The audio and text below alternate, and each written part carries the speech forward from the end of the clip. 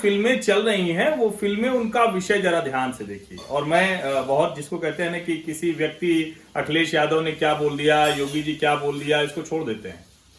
जो फिल्मों का विषय है वो आज की तारीख में भारत के चरित्र को, संस्कृति को, विरासत को आगे बढ़ाने वाला दिखता है।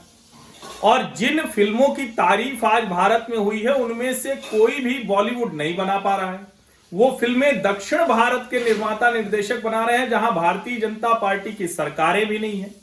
उनके विषय अगर देश के वैज्ञानिक को परेशान करने वाले विषय पर हैं तो वो चल रही हैं। उनके विषय अगर भगवान राम के चरित्र को लेकर उसको बड़ा बनाकर दिखाने वाली हैं तो वो चल रही हैं।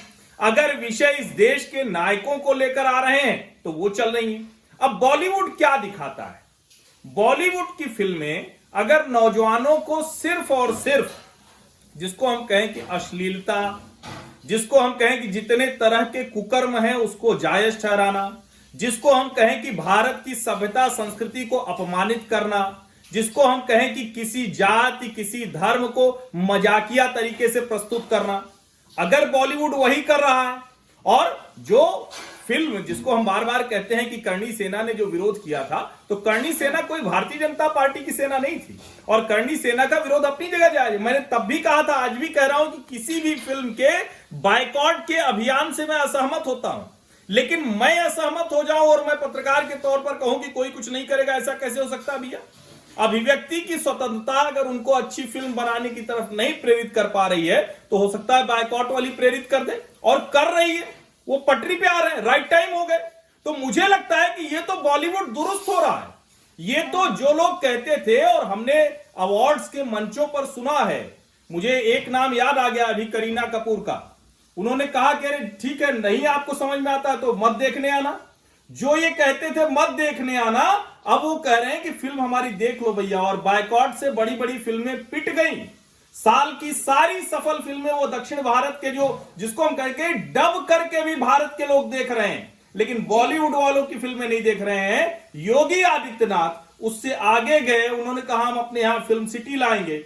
अभिनेता को काम चाहिए, निर्माता निर्देशक को काम चाहिए, लेखक को काम चाहिए। अगर वो काम देने के लिए वहां गए हैं तो वो तोड़ तो कम से कम नहीं रहे हैं। ये तो कहीं से भी साबित नहीं होता। थोड़ा और अच्छे से समझाता हूं।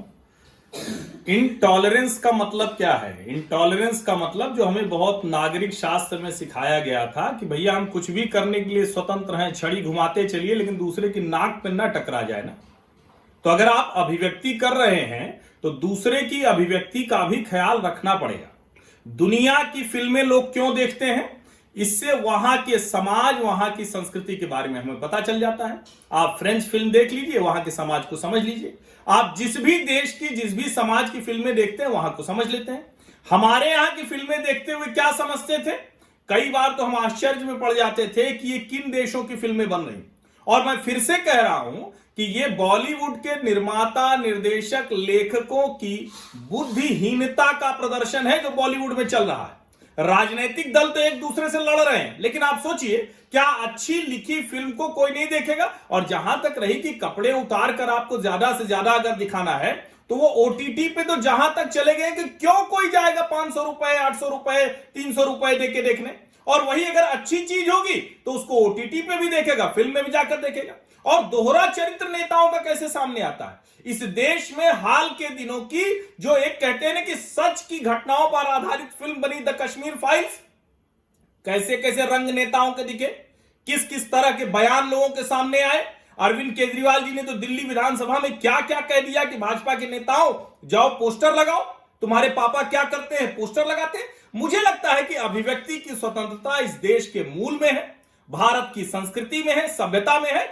फिल्में बनाना और पिटना ये उनकी अपनी जो कहते हैं क्षमता न होने का प्रमाण है। ये देश के नफरत में बदल जाने, दो टुकड़े में हो जाने, ये सब बिल्कुल गलत बहस है। और जानबूझकर वो लोग कर रहे हैं जो लोकतांत्रिक तौर पर और कुछ नहीं सूझता, तो चलो इसी बहाने थोड़ी राजनीति कर लेते हैं, शायद इसी से कुछ मिल जाए।